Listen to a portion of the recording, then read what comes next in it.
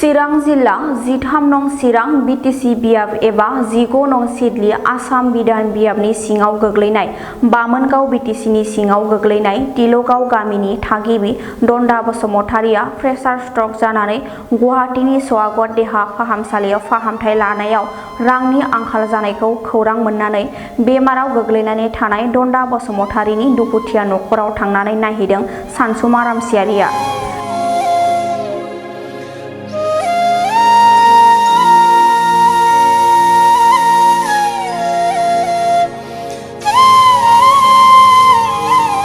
इसोरनाव बरसा खालामनानै आरज गाबनायजों लोगोसे फाहामथायनि हेफाजाबनि थाखाय अनसुंथाइबो होयो मिरु बिसुनि बिबानगिरि सानसुमा रामसियारिया। आरो एसे रांनि चेकजों लोगोसे मन्दिराव दान होनो गोनां रांखौबो बेमारि दन्दा बसुमतारिनि बिसि अनिता बसुमतारिनि आखायाव गथायो।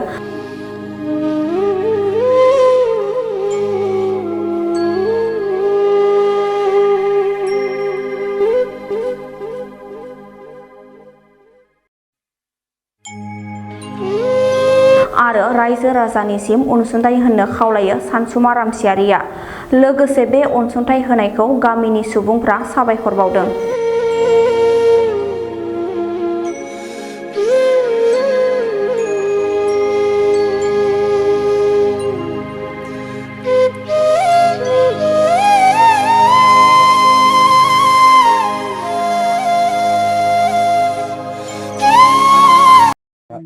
थिलगाव दा जोंहा बे थिलगावनि जोंनि गामिनिनो दन्दा बसुमतारिया बेमाराव गोलैसोनानै दं। दा रायजो राजाफ्रा अननानै बे बेमारखौ एसे फाहामनो थाखाय अनसुंथाइ अननानै रायजो राजाफ्रा हरोबा आं बेखौ गोजोननाय मोनगोन आरो बे न'खरनाबो गोजोननाय मोनगोन आं बेखौ होननानै।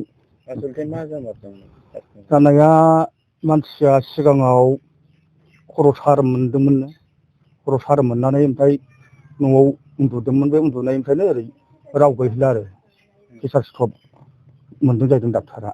बिलाथ' लामैनो जाथारबाय। दा माखासे दाख्लै हरबाय बायदिसिना बिदिनो सम्पति फाननानै दा जेबो राहा गैला। दा जोंहा बेवाइफ्राबो बिदिनो अबावबा नागिरदोंमोन हास्लाबाखसै। दाथ' दाल सिजोन जाहैबाय रावबो जेबो हरनो हाला दा सुद हिसाबैब्लाबो। दा बेखौनो दा रायजो राजाफ्रा अननानै एसे साहाय्यफोर हरबायोबा मोजां जागौ आरो आं सिगाङाव आं गोसोजों साबायखर हरबाय। जोंहा गोदान जायगानिफ्राय फैनानै जोंहा सानसुमा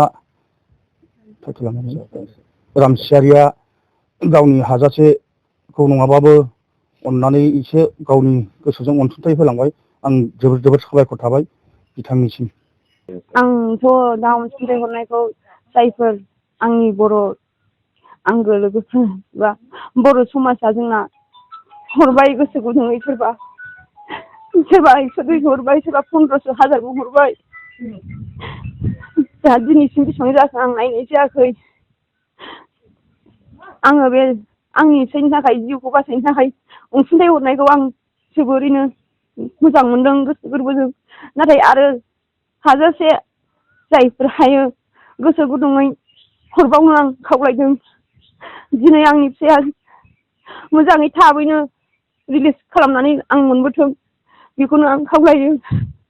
दिनै आं मा बुंबावनो, बुंनांगौखिनिखौ आं बुंजोबनोबो हाला। आंनि दुखुआनो सौथुफैबाय।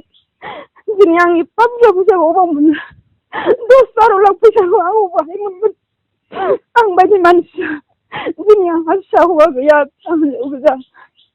दिनै धन सम्पति फाननोबो आं फानखाजोब्बाय गासैखौबो। दिनै 10-12 लाख होबासो आं दिनै आंनि फिसायखौ बखनानै मोनबोगोन।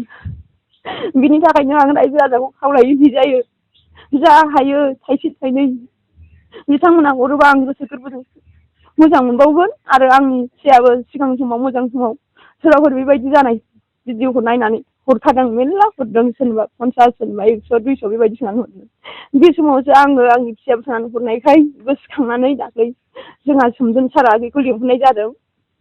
बिनिफ्राय फैबायबो एसे 10-15 हाजारसो फैबाय खोमा।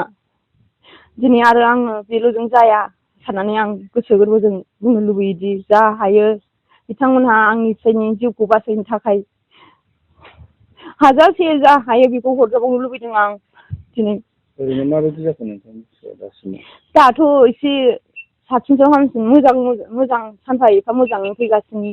बिनिखायनो आं हजोंहाय इसिबां मानि गोबाव दोननो हाला। डक्टरफ्रा होनदों मास मोनथामानो दोननांगोन होनदों।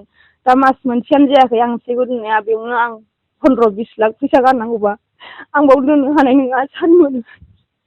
आं बाव दोननो हानाय नङा। बेनिखायनो आङो बे मेडिकेलनिफ्राय बख'नानै